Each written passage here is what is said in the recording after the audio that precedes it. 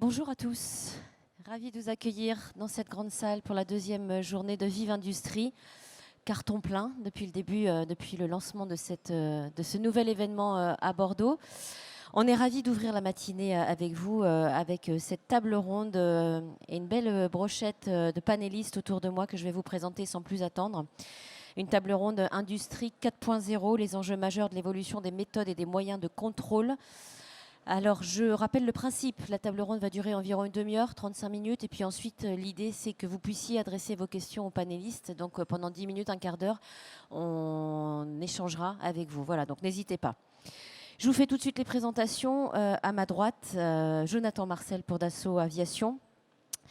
Didier Simonet, tout de suite à côté pour Testia France. Arthur Boivin pour le pôle Avenia. Philippe Fioravanti, juste ici en chemise blanche d'Assaut Aviation détaché auprès du pôle Aerospace Valley, on en reparlera. Et puis Romain Brault pour le CETIM. Merci messieurs d'être ici. Donc je l'ai dit, on va évoquer l'industrie évidemment 4.0, les enjeux majeurs de l'évolution des méthodes et des moyens de contrôle. L'objectif, c'est vraiment d'exposer une vision représentative des filières métiers régionales dans l'évolution des besoins en contrôle industriel. On va voir quelles sont les technologies qui ont été mises en place, qui restent à réaliser, les barrières, les enjeux, etc., etc. On va essayer d'être le plus synthétique possible parce qu'on a 35 minutes et beaucoup de choses à dire. Je démarre avec vous, Jonathan Marcel. Emparez-vous d'un micro, je pense qu'ils sont tous ouverts. Vous êtes, je l'ai dit, Dassault Aviation, responsable essais et moyens d'essai Sol Falcon sur le site de Mérignac. Vous êtes le local de l'étape, si on peut dire. C'est ça. Vous allez témoigner sur les besoins de Dassault en la matière. Alors, le virage de l'industrie 4.0 chez Dassault, vous l'avez pris. Quelles sont les technologies que vous avez mises en place et celles qui restent à développer chez vous? Alors, les technologies mises en place, pour ma part, on travaille beaucoup de la donnée, en fait. C'est-à-dire que c'est de la data avion qu'on récupère. Donc, il y a beaucoup de données qui sont déjà existantes. Donc, les technologies, c'est plutôt les technologies de l'avion qui nous pilotent. Ce qu'on met en place souvent sont des appareils type mesure de jeu, des affleurements, des appareils de type métallisation. Néanmoins, la problématique aujourd'hui, c'est pas tant la technologie, c'est plutôt comment l'intégrer dans l'écosystème de l'entreprise. C'est-à-dire qu'on a de la donnée qui existe, on a de la donnée brute. Par contre, aujourd'hui, on ne sait pas forcément faire descendre du système d'information les données dans ces moyens-là, et on ne sait pas forcément les récupérer directement sans la clé USB ou le transfert de données via un PC autre. Donc pour moi, aujourd'hui, j'aurais envie de dire qu'il y a beaucoup de technologies qui existent sur le marché, beaucoup de choses qui permettent de répondre aujourd'hui aux besoins pour mon industrie en tout cas. La grosse problématique, c'est comment intégrer tout ça dans l'écosystème de notre entreprise. Alors, soit il y a des choses qui existent sur étagère, qui sont déjà préconnectables, on va dire, qui sont assez ouvertes sur le monde de données, c'est-à-dire qu'on sait facilement rentrer des données via des réseaux, facilement récupérer des données. Par contre, il y en a qui sont très intéressantes en termes de technologie, mais qui sont moins connectables. Et j'ai envie de dire, je pense que demain, ce qui m'aiderait moi en tant qu'industriel, ce serait d'avoir des technologies qui... Alors, les ingénieurs vont travailler sur les technologies existantes, des nouvelles façons de mesure et tout ça, c'est très bien, on en voit partout sur le salon. Par contre, ce qu'il faut vraiment penser, c'est comment ce petit bout de moyens puisse être intégrable dans toutes les entreprises et puisse être adaptable à toutes les méthodes de mesure, d'essai ou de contrôle. On va poursuivre le tour de table et on reviendra à vous dans un instant, Jonathan. Je voudrais passer la parole à Arthur Boivin, qui est responsable du pôle du business collaboratif, coordinateur du pôle Avenia. Alors, on rappelle ce qu'est le pôle Avenia. C'est un pôle de compétitivité. Le pôle Avenia est un pôle de compétitivité qui vise à promouvoir l'innovation et la R&D dans les filières du sous-sol, donc les filières pétrolières, minières et géothermie principalement. Alors, quels sont vos besoins, vous, les besoins de vos adhérents sur cette usine 4.0 aujourd'hui? Quel constat vous posez? On va avoir le même type de constat exposé qui est principalement la notion de culture du changement et d'accès à la donnée. Donc on va retrouver sur des sites notamment pétroliers ou miniers, vous êtes sur des assets industriels extrêmement excentrés où les télécommunications sont pas toujours stables et vous avez des habitudes de prise de contrôle typiquement quand vous faites vos tours pour votre maintenance où vous avez votre rapport papier. Et donc ensuite, comment arriver à automatiser ce contrôle et cette remontée de la donnée alors que vous avez des gens qui travaillent depuis 25 ans avec un rapport papier, c'est un des principaux enjeux. Alors, vous êtes très impliqué, je crois, dans la numérisation des entreprises. La partie digitale, c'est vraiment une activité qui vous tient à cœur. C'est une vague assez récente chez vous, m'avez-vous dit. Et vous avez quand même rencontré certaines difficultés. Dans les industries lourdes du sous-sol, j'ai créé une société en 2015 qui notamment n'a pas marché parce que le timing n'était pas le bon. Et les grosses sociétés, notamment pétrolières, n'étaient pas encore ouvertes à partager leurs données ou l'accès à leurs outils pour que des plus petits puissent venir fournir leurs techno. Et donc on n'avait pas un problème de technologie en tant que telle disponible sur le marché, on avait un problème de rencontre entre l'écosystème du gros donneur d'ordre et les plus petits. Et donc là, ça s'ouvre. Vous avez notamment Total qui a ouvert un booster à Paris et à Pau pour favoriser la culture du changement. Ils sont allés visiter le CETIM récemment, justement, pour se rencontrer.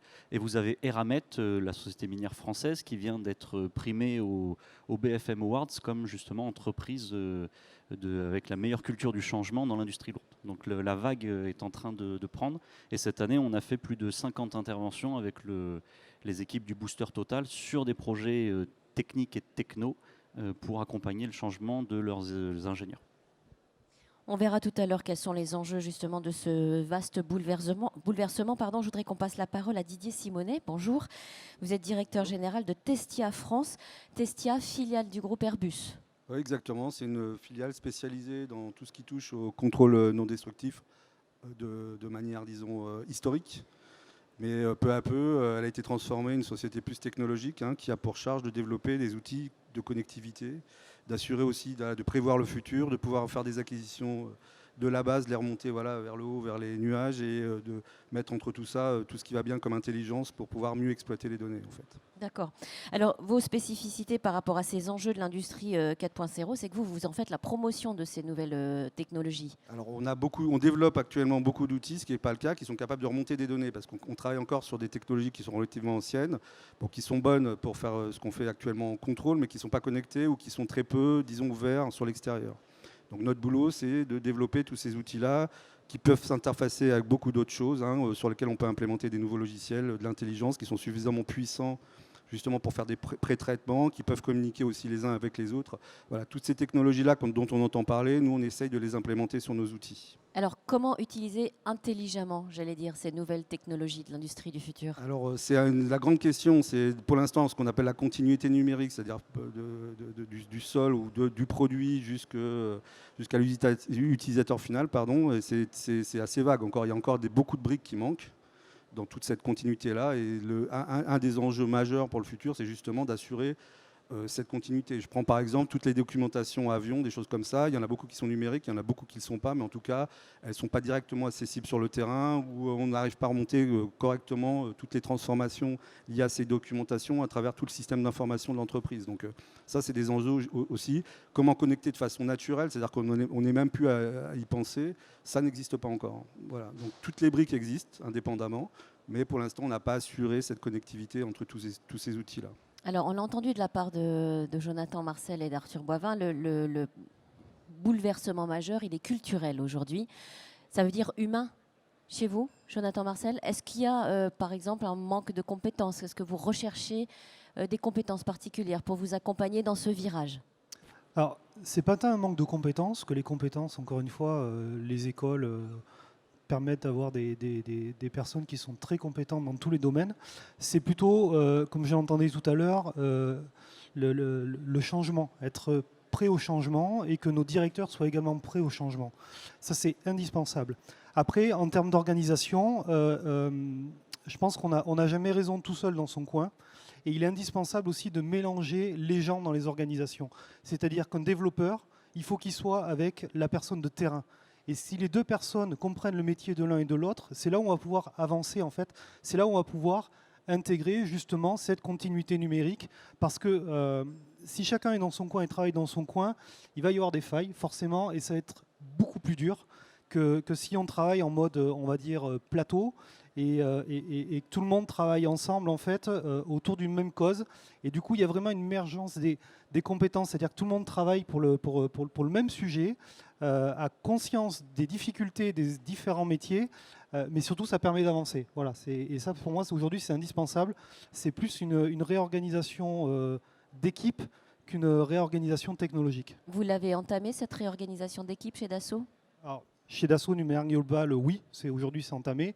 Et plus précisément, dans mon équipe, aujourd'hui, on est une vingtaine de personnes et il y a des compétences multiples sur les systèmes, le développement informatique, les moyens d'essai. Donc du coup, voilà, ça permet effectivement d'émulsionner un petit peu tout ça et tout le monde travaille pour une cause qui sont, pour ma part, les essais systèmes. À tous les trois, peut-être j'aimerais qu'on dise un mot sur ce bouleversement et qui implique aussi énormément de choses sur la complexité des produits. Jonathan Marcel, peut-être un petit mot là-dessus? Alors, on dit souvent dans mon milieu qu'un système complexe, c'est un ensemble de sous-systèmes très simples. Et ça se vérifie. Donc en fait, c'est vrai que quand on prend le système dans son ensemble ou un processus dans son ensemble, on se dit, oula, c'est très complexe. Donc nos directeurs auraient tendance à dire, on ne va pas y mettre les doigts, ou même les techniciens vont dire, oula, je ne sais pas trop comment faire ou comment y aller. Et je pense qu'il est très important de sectoriser un petit peu tout ça et se dire, voilà, comment ce système complexe est décomposé en un ensemble de sous-systèmes beaucoup plus simples. Et il ne faut pas travailler en fait la copie sur sa globalité. Il ne faut pas travailler les systèmes dans leur globalité, dans leur complexité. Il faut vraiment arriver à décomposer et puis se dire, on ne va pas faire le grand tout et on va travailler sur un élément donné, un détail donné qui va déjà améliorer les choses. Et puis après, on passera au second, au troisième. Je pense que c'est aussi ça, la transformation, c'est y aller étape par étape en fait. Votre point de vue sur cette question de la complexité des produits et puis on écoutera Arthur Boivin ensuite. Alors justement, notre boulot, c'est aussi de rendre les choses compliquées simples. En fait, c'est compliqué de faire simple. En fait, c'est ça le vrai problème. Donc l'idée, c'est plutôt de fluidifier tout ça, simplifier au maximum les opérations. Alors je parle là dans le contrôle en particulier, le facteur humain est très important. Donc plus on rend les choses complexes, plus on prend de risques en fait d'avoir un problème d'opération. Donc justement, je ne sais pas si on va en parler un petit peu de l'intelligence artificielle, qui fait un mot qui est un peu grand, mais on y travaille depuis des années en fait sur ce sujet-là. En fait, tout le monde pense que l'intelligence va pouvoir résoudre des problèmes que les êtres humains ne peuvent pas résoudre. Alors nous, on ne l'utilise pas tout à fait comme ça, on l'utilise plutôt l'intelligence artificielle, c'est pour régler les problèmes communs qui sont, voilà, pour éviter à charger l'opérateur. Par exemple, je vous prends dans le contrôle, dans l'aéronautique, 99,9% de notre production est bonne, est correcte, hein, elle ne nécessite pas d'intervention supplémentaire. Donc, on préfère apprendre au logiciel à savoir quelles sont les choses bonnes et qui nous disent lui-même ça c'est bon, il n'y a pas besoin de regarder et puis passer à autre chose, et concentrer nos opérateurs sur les 0,01% qui restent, là où on a besoin d'intelligence, la véritable intelligence humaine adaptable, etc., pour poser des diagnostics et poser des sanctions et voilà, faire des choses qu'un ordinateur ou que l'intelligence artificielle ne sait pas faire encore. Et je pense que c'est tellement complexe et comme c'est à chaque fois différent, ça sera très compliqué pour des logiciels d'intelligence artificielle de résoudre ces problèmes-là. Arthur Boivin, un mot sur cette question de la complexité des produits. Nous, par exemple, Total développe des smart rooms.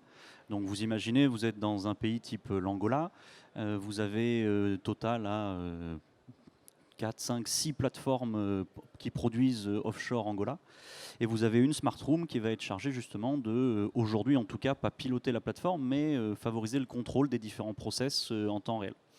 Et donc là, généralement, vous avez un petit jeune qui a pris le lead sur cette notion de smart room parce qu'il est plus à l'aise avec ces outils et cette notion de pilotage. Et puis vous avez offshore les superviseurs, les gens les plus techniques qui font leur ronde tous les jours et qui vont aller mesurer une vibration, mesurer une température, qui vont en salle de contrôle remonter les pressions puits, la production, les injections d'eau, de gaz, etc. Et en fait, vous vous rendez compte que pour préparer, pour toute cette information, parfois elle est sur un fichier Excel, parfois elle est sur un bout de papier, parfois elle est dans le software numéro 1, puis le software numéro 2, puis le software numéro 3. Des choses qui ont été accumulées au fur et à mesure des années. Et là, vous avez des gens qui ont des habitudes très fortes, qui fonctionnent avec un process à eux, qui mélange tous ces outils. Et c'est là où la techno n'est pas la barrière, mais c'est le changement de travail de toute la chaîne de valeur, donc à la fois la personne dans sa smart room à distance et les personnes sur le site de production. Et donc c'est là où on reprend les enjeux, où on part sur un enjeu extrêmement petit, parce qu'en fait vous pouvez rêver très loin, mais vous avez des problèmes très concrets qui sont ouais, mais cette donnée, comment est-ce que je la centralise et comment j'évite de la saisir 18 fois dans 18 endroits différents. Voilà. Et donc on travaille beaucoup sur comment on peut favoriser le lien entre les leaders sur ces sujets type smart room et les gens les plus techniques sur les sites de production. Voilà. Et c'est là où il y a l'enjeu culturel et la problématique n'est pas techno, mais culturelle. Et on se rend compte aussi beaucoup que les gens s'attachent énormément à un produit ou une techno et pas suffisamment aux problèmes qu'ils veulent résoudre. Et donc une grande partie du changement, c'est justement de dire que l'outil n'est pas le plus important, mais que le problème que vous cherchez à résoudre l'est. Et donc on encourage les gens à s'attacher au problème à résoudre et pas à l'outil final qui permettra de le résoudre. Est-ce que le virage de l'industrie 4.0, pour vous, Arthur Boirin, il passe forcément par la robotisation et l'intelligence artificielle? On en a dit un petit mot avec M. Simonet. En tout cas, dans les industries type l'oil and gas et le minier, au niveau technologie, ces industries ont toujours été à la pointe en termes de technologie. Être capable de projeter des assets à 3 milliards de dollars à 200 km des côtes d'Angola, c'est des prouesses technologiques. Donc en termes de techno, ça y est. Maintenant, c'est comment est-ce qu'au lieu d'écrire des cahiers des charges à 2 ans et ensuite de les mettre en production pour que finalement 4 ans après le début du projet, le problème à résoudre ne soit plus d'actualité, c'est ça qu'on cherche à réduire. Voilà. Et donc notamment de dire vous avez des plus petits, il faut favoriser l'entrée des plus petits vers les gros donneurs d'ordre. La dernière fois, je discutais avec une responsable innovation d'ExxonMobil à Houston et elle disait moi, la compétence n'est pas ce que je cherche, parce que j'ai les moyens de m'acheter ce que je veux. Ce que je veux, c'est acheter une compétence dans laquelle on me fournit une culture du changement avec. Et donc, elle cherchait que des prestataires qui étaient capables d'amener une techno, mais ce qui était plus important, c'était la culture du changement que la plus petite société allait transmettre par capillarité à la plus grosse. Jonathan, Marcel, j'aimerais que vous nous disiez un mot justement sur intelligence artificielle, robotisation. C'est un vaste bouleversement pour vous aussi chez Dassault? Alors, chez Dassault, oui, c'est un vrai bouleversement puisque on a de plus en plus de machines, on a de plus en plus, on essaye de travailler de plus en plus sur les notions d'intelligence artificielle. Néanmoins, on est peut-être moins avancé que d'autres personnes autour de la table. On n'y travaille pas forcément depuis 10 ans. Par contre, on a des problématiques effectivement qui peuvent être résolues par cette notion d'intelligence artificielle, puisqu'on a des processus on va dire, de réalisation qui sont très complexes. Et il y a des moments, il y a l'intelligence humaine et puis il y a aussi libérer un petit peu l'esprit du compagnon, l'esprit du concepteur, et ça pourra aider. Aujourd'hui, on a beaucoup alors pour partir sur la partie robotique, dans ce qu'on appelle les usines amont, c'est-à-dire où on fabrique les pièces primaires de nos avions, on a beaucoup de robotique. Et là, par contre, ça fait plusieurs dizaines d'années même qu'on est sur ces sujets-là. Les processus sont très automatisés, sont très performants. Néanmoins, ce qu'on constate, c'est qu'on a beau tout automatiser, à un moment donné, il faut l'homme au cœur de la machine. Et ça, c'est indispensable. Et on le voit, hein, quand on est dans un avion, on ne met pas des machines, il faut des hommes. Et par contre, ces hommes-là ont une charge de travail, une charge mentale qui est quand même très importante. Et on est dans des domaines où il faut le risque d'erreur, en fait, il faut le réduire au maximum. Et du coup, l'intelligence artificielle peut nous aider dans ces tâches-là. Comment vous accompagnez l'humain dans ces changements, justement? Vous proposez des formations? Alors ça, c'est un vaste sujet. Comment on accompagne l'humain? J'ai envie de dire, ça ne se décrète pas, en fait. C'est pas parce qu'à un moment donné, on va mettre en place des formations que les gens vont être acclimatés au changement. C'est du quotidien. C'est-à-dire, c'est des gens qui ont un petit peu la fibre du changement, la fibre de la technologie, qui vont parler à d'autres personnes, qui vont aller ramener des gens qui sont contre des sujets, des projets, pour les ramener dans le giron de la transformation numérique, de la transformation industrielle. J'ai des exemples pratiques sur des gens qui étaient complètement contre des projets qu'on lançait, qui se disaient mais non, c'est beaucoup mieux comme on fait aujourd'hui, ou c'était encore mieux comme on faisait avant.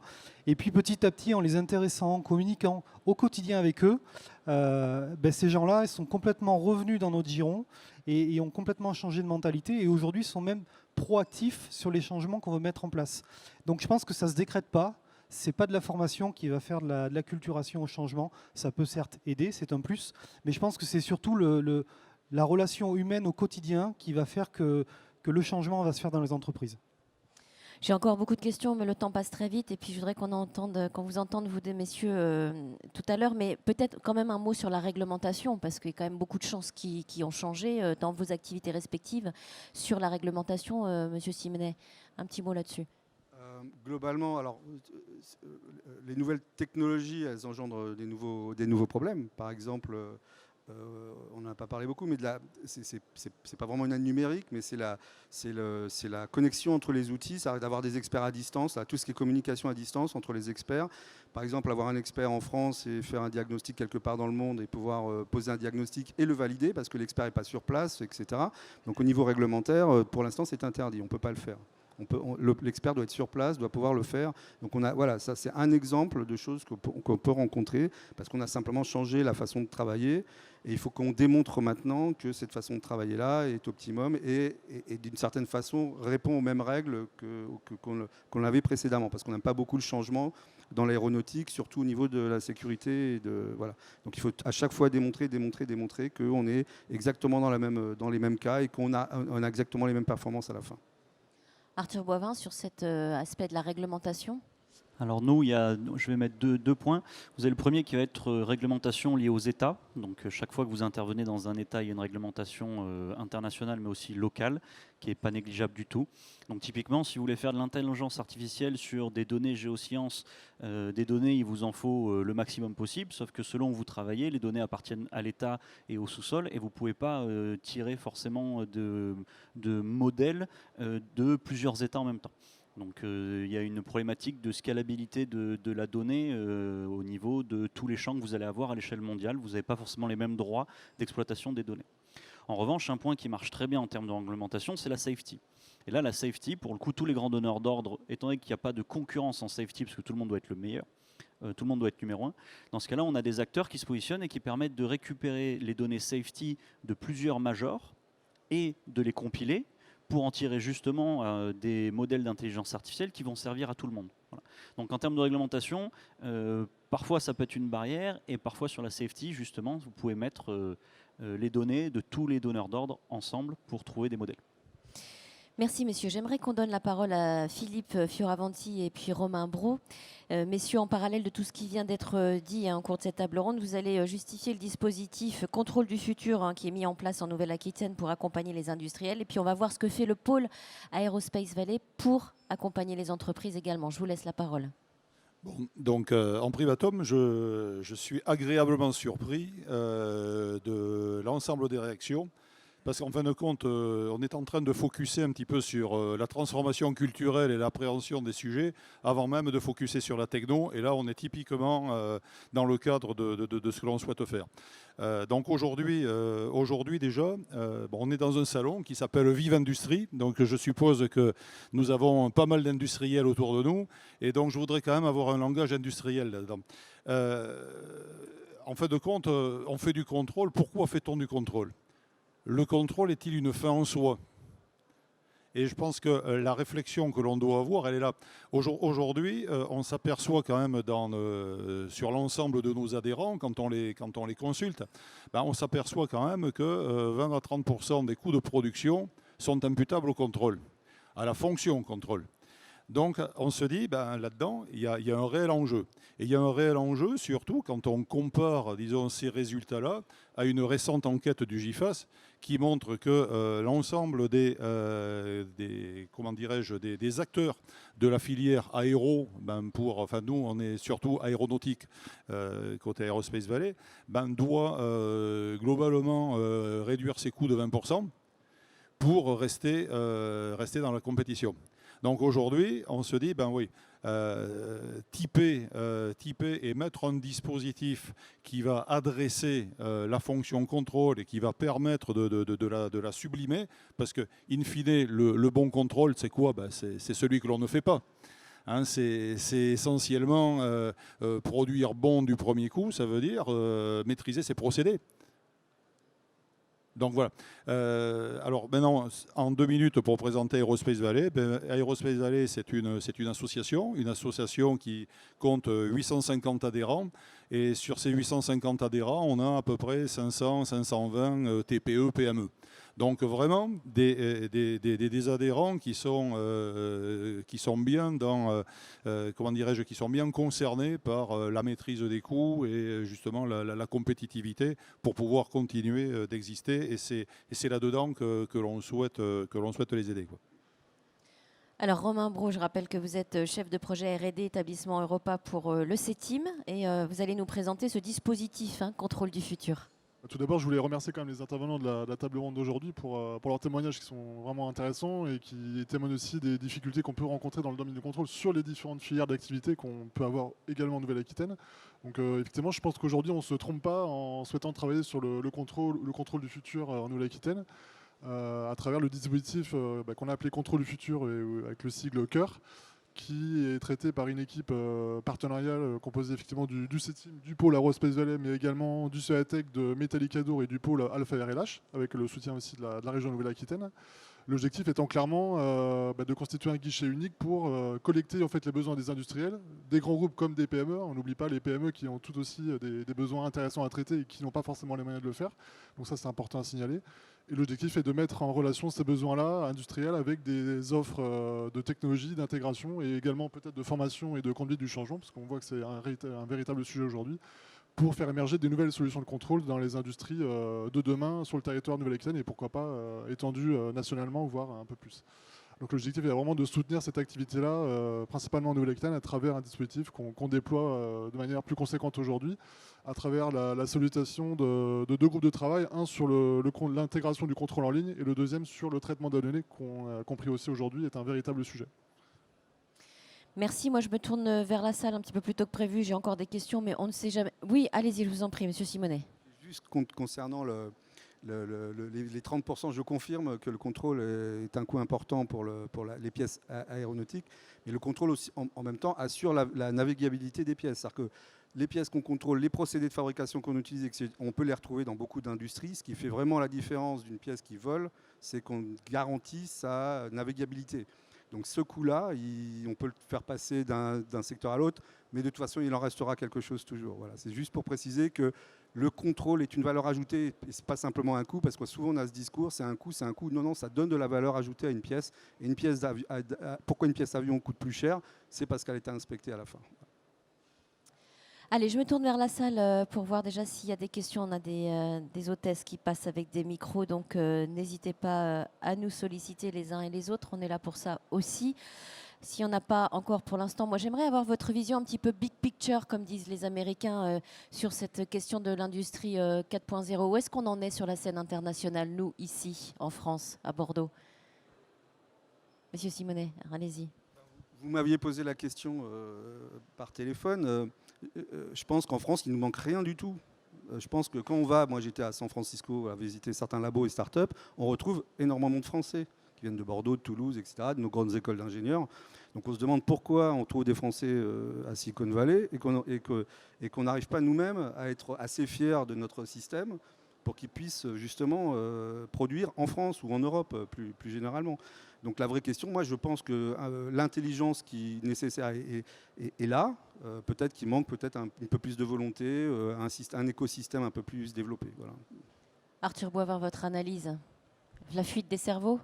Non, moi c'est très simple. J'ai travaillé sur plateforme et après j'ai monté des boîtes et j'ai levé de l'argent à San Francisco. J'ai fait un accélérateur là-bas. J'ai fait une grande école d'ingénieur, etc. Tout le cliché. Mais quand je suis rentré en France, pourquoi j'ai voulu accompagner les TPE, PME que les pôles de compétitivité représentent, c'est qu'en fait, ils ont tout. Au niveau techno, nous, le mot d'ordre aux US, c'était vous prenez toute la techno en Europe et en France, parce que c'est là où vous avez trouvé votre réseau. Par contre, vous n'embauchez aucun vendeur, c'est nous qui les embauchons, quoi. Et c'est nous qui allons nous charger du déploiement international de vos technologies. Voilà. Et donc, pourquoi je transmets tout ce que j'ai appris maintenant aux TPE, PME là, du sous-sol, c'est ça. La techno, elles l'ont. Ce qui manque, c'est la projection internationale de ces petits acteurs et la confiance qu'ils ont en leur techno. Donc là, par exemple, j'étais à Abu Dhabi il y a 2 semaines, je suis au Sénégal la semaine prochaine, je vais au CES à Las Vegas dans un mois. Le but est de coacher, c'est aussi beaucoup de coaching des chefs d'entreprise, notamment TPE, PME, pour leur amener à comprendre que leurs technos peuvent résoudre des problèmes de grande envergure, quoi. Donc c'est surtout dans la tête. Allez-y, je vous en prie. Oui, en effet, je confirme bien que la techno existe, mais j'ai envie de dire que, encore une fois, je crois que la techno n'est pas le premier levier. Avant d'appliquer de la techno, faut d'abord avoir à minima une feuille de route. Ça veut dire savoir où on va, hein, parce que quand on ne sait pas où on va, on est sûr d'arriver ailleurs, quoi. Donc ça, c'est hyper important. Donc avoir déjà un barreur. Et derrière, comprendre un petit peu quels sont les enjeux. Aujourd'hui, on s'aperçoit que dans la plupart de nos adhérents, le niveau de maturité, il est très différent. Il est très différent. Certains adhérents qui sont très pointus, qui excellent dans un domaine, ont très très peu de culture numérique ou ont très très peu de culture projective, disons, sur je fais quelque chose aujourd'hui, est-ce que demain j'y serai encore? Ça veut dire quoi, qu'ils n'ont pas pris la mesure de ce changement aujourd'hui encore? La mesure n'est pas prise partout. Et la mesure, je pense que ce sont tous les institutionnels, tous les pôles, tous les acteurs de l'écosystème qui doivent justement aider à faire comprendre. Parce que de toute façon, on agit bien quand on a bien compris. Tant que l'on n'a pas compris, aujourd'hui, écoutez, c'est la démographie qui parle, hein. En 2025, vous aurez 75% de la population active qui sera de génération Y et Z. Bon, par contre, la population dirigeante aujourd'hui, elle a un certain âge ou un âge certain. Donc, est-ce que la population qui est aux manettes aujourd'hui a forcément la vision projective, disons, du numérique ou autre? Est-ce que nous avons baigné comme baignent nos jeunes aujourd'hui dans cette démarche-là? Je ne suis pas certain. Donc, c'est un élément à prendre en compte. Et d'ailleurs, il y a de très belles thèses là, qui sont en train d'émerger sur pas mal de pôles universitaires pour vraiment se poser la question, tout bêtement, de faire de l'usine 4.0, mais surtout commencer par faire le manager 4.0. Se poser la question d'attractivité, parce que c'est bien d'avoir un super outil de production hyper organisé, mais si demain, on n'attire pas, on aura peut-être un peu de mal à le faire tourner. Et puis après, se poser également la question, une fois que l'on a attiré, comment je conserve? Et ça, c'est vraiment une vraie problématique que l'on rencontre à tous les étages de l'industrie. Jonathan, Marcel, j'aimerais avoir votre point de vue sur votre réaction sur ce qui vient d'être dit.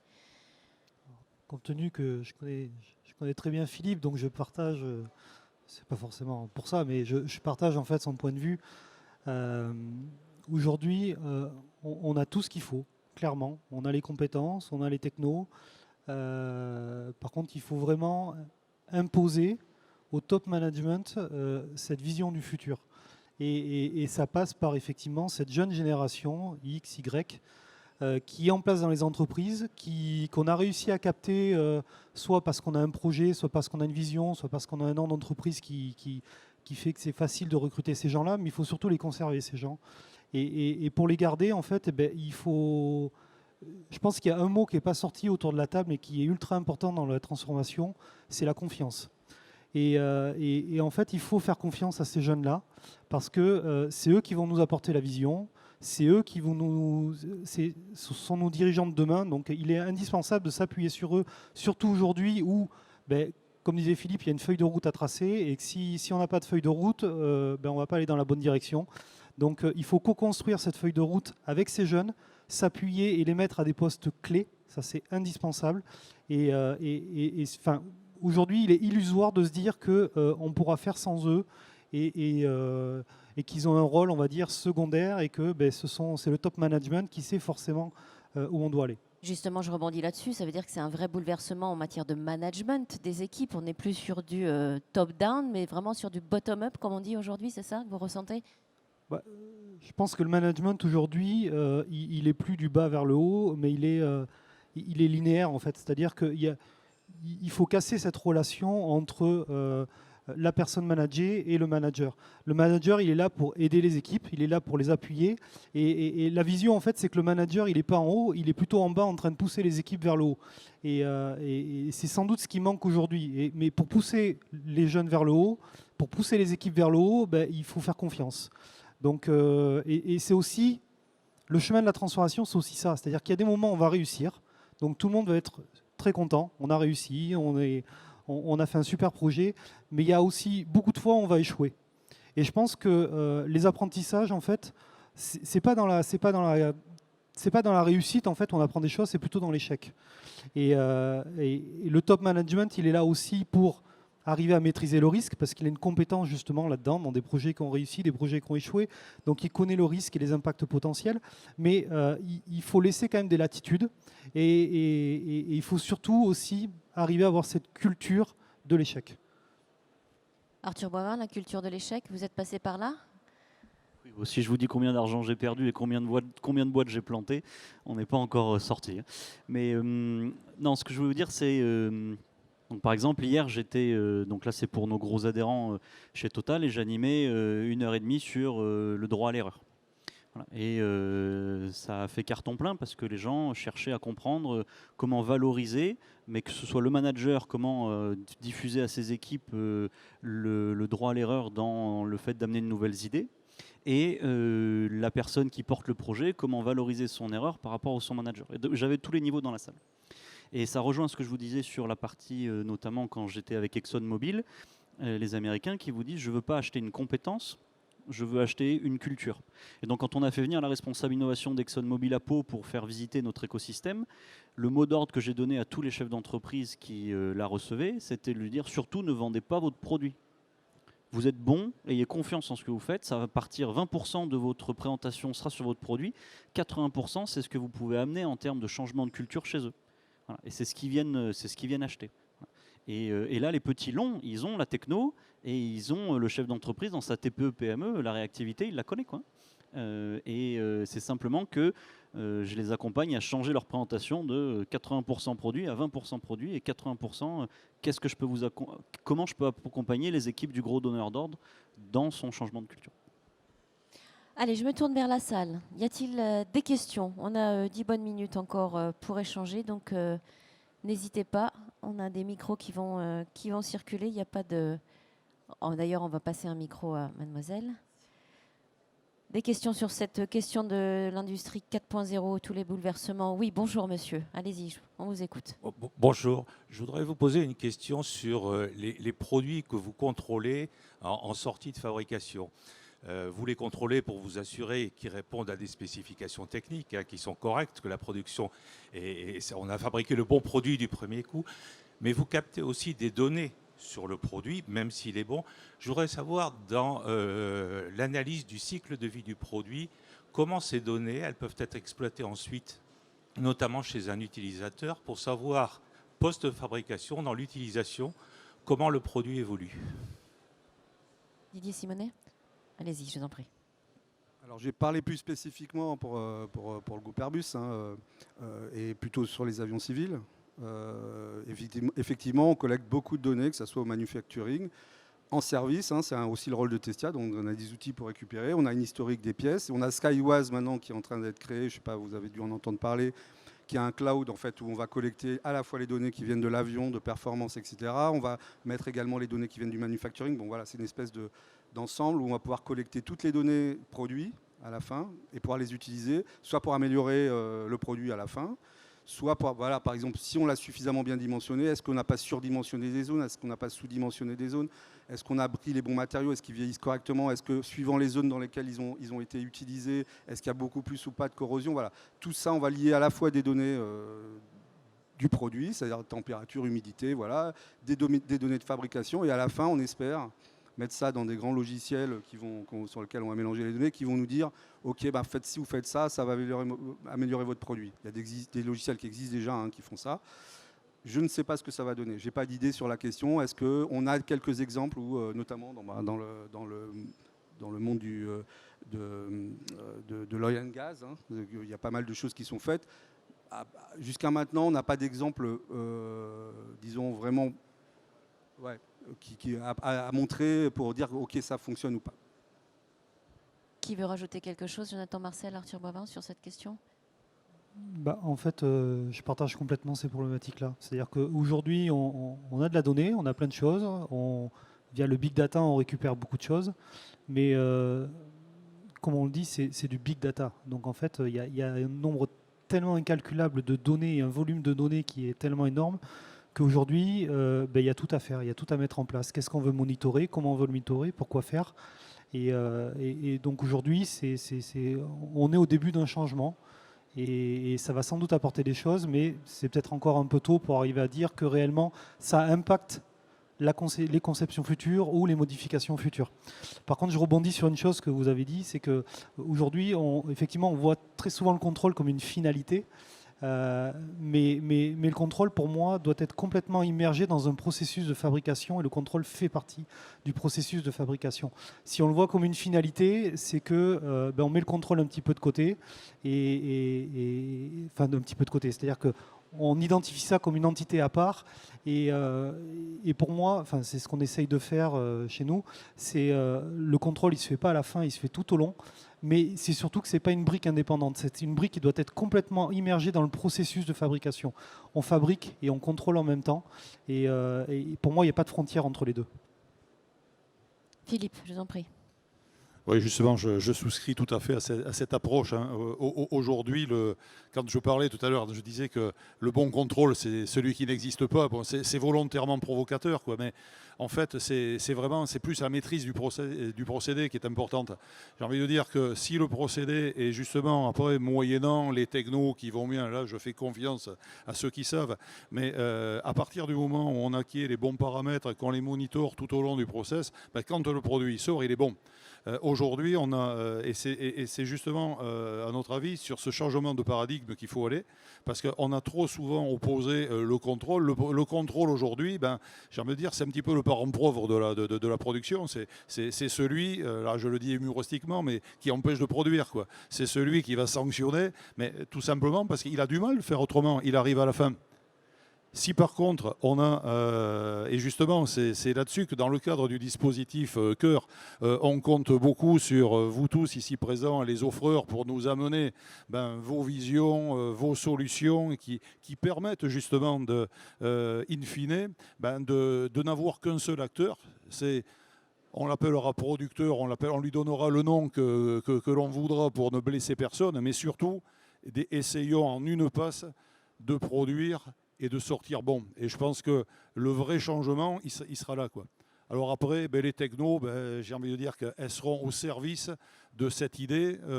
Et quand je parle de feuille de route, c'est avoir peut-être une idée aussi simple que ça. Mais après, tous ensemble, essayons de la mettre en œuvre. Parce qu'il y a quand même un petit peu de sous à gagner au bout. Et s'il y a des sous à gagner au bout, ça veut dire que c'est de la compétitivité pour nos entreprises. Allez, est-ce qu'il y a une toute dernière question? On a encore une minute ou deux. Oui, madame, juste au premier rang. Bonjour, je vous en prie. Bonjour, merci. Je souhaitais rebondir sur ce que tu disais, Philippe, pour avoir été moi-même responsable assurance qualité et affaires réglementaires dans le monde des dispositifs médicaux. C'est un monde qui a énormément travaillé avec le pharmaceutique sur l'assurance de la qualité au niveau des process, la variabilité des process et notamment le design de la qualité au moment des phases amont de R&D. Donc Lean Six Sigma, particulièrement Six Sigma, avec donc le Quality Function Deployment, donc établi au moment du design produit, est un outil qui n'est pas le meilleur outil, mais qui est un bon outil. Et il existe également l'exemple de l'industrie pharmaceutique avec le Real-Time Release Testing, donc le fait de tester en direct sur le process et de libérer en fin de chaîne des produits qui ne seront plus contrôlés.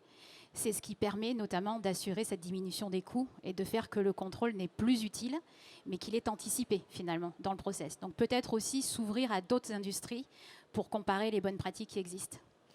Merci pour ce témoignage. Alors justement, on arrive au terme de cette table ronde. Je voudrais faire un tout dernier tour de table, en commençant par vous, Romain, avec un petit mot de conclusion, peut-être un tout dernier message. Du coup, je suis ravi de ce dernier commentaire parce que ça rejoint exactement la philosophie qu'on essaye de déployer dans le dispositif Cœur, c'est-à-dire regarder aussi ce qui se fait dans certaines filières d'électricité et envisager de la transposition dans d'autres filières pour rebondir sur les bonnes pratiques. Donc ça rejoint clairement la démarche qu'on a aujourd'hui et effectivement de replacer aussi le contrôle à sa juste position dans le cycle de développement des produits.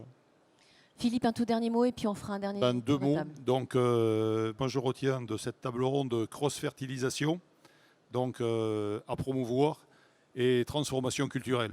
Après, la techno, elle est au service de tout ça et on fait confiance. Arthur Boivin. Moi, c'est la notion de, pareil, s'attacher à résoudre un problème et pas s'attacher à une technologie en particulier. Et quand on réfléchit à résoudre un problème avant tout, c'est justement là où, quand on discute avec d'autres industries notamment, les responsables R&D, process, etc. sont toujours ont un étonnement extrêmement fort de voir les différentes technos et ils s'étaient concentrés que sur la leur, alors qu'il y en a d'autres qui existent pour résoudre le même problème. Didier Simonet. Alors, juste pour compléter sur la fabrication, là on a parlé beaucoup de fabrication, mais nous on a des produits aussi qui volent, donc il faut les contrôler aussi pendant qu'ils sont en service. Et là aussi on travaille sur comment améliorer justement pour avoir un meilleur taux de disponibilité de nos produits. Donc par exemple on travaille sur le structural health monitoring qui est vraiment de surveillance des structures et des différents éléments de manière à limiter le contrôle en service de nos produits. Jonathan Marcel, vous avez le mot de la fin. Quelle pression. Quelle pression. Non, mais pour résumer, je pense qu'il y a plein de bonnes actions. Je pense qu'en France, on a tout pour réussir. Les formations, les hommes, les technos. Après, il faut juste se mettre dans le bon état d'esprit et surtout faire confiance et garder l'humain au cœur de toute cette organisation. J'aimerais qu'on remercie chaleureusement l'ensemble des intervenants de cette première table de la matinée. Merci messieurs pour vos interventions très pertinentes. Merci à vous de votre attention et de votre participation. Je vous donne rendez-vous à 11h30 pour un retour d'expérience de grands industriels sur leur mutation 4.0. On aura le groupe Schneider Electric et Saft Group Total. A tout de suite. Merci.